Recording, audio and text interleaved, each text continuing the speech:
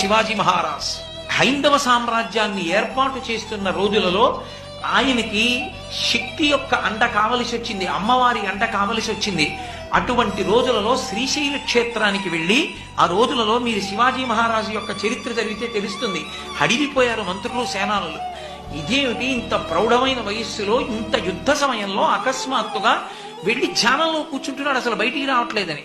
భ్రమరాంబ అమ్మవారిని ధ్యానం చేస్తూ కూర్చున్నాడు శివాజీ మహారాజ్. కూర్చుంటే భ్రమరాంబ అమ్మవారు ప్రత్యక్షమై నీకు నేను ఒక ఖడ్గాన్ని బహూకరిస్తున్నాను, ఇది నువ్వు పట్టుకున్నంత కాలం ఇక నీకు యుద్ధంలో ఎదురులేదు, ఈ ఖడ్గం పట్టుకుని హైందవ సామ్రాజ్యాన్ని స్థాపించమంది. భ్రమరాంబ అమ్మవారు కటాక్షించినటువంటి ఖడ్గాన్ని చేత పట్టుకునే శివాజీ హైందవ సామ్రాజ్యాన్ని స్థాపించాడు.